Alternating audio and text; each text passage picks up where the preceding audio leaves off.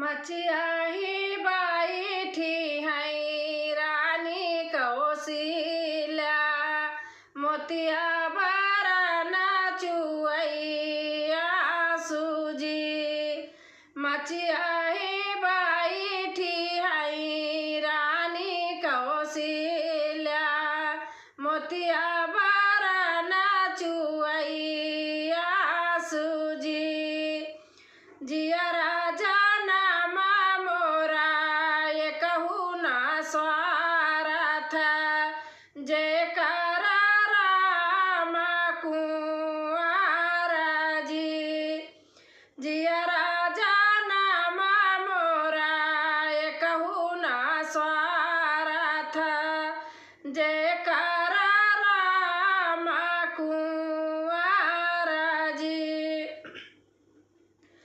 दुआरे से उठे हैं राजा दशरथ, झपटी माँ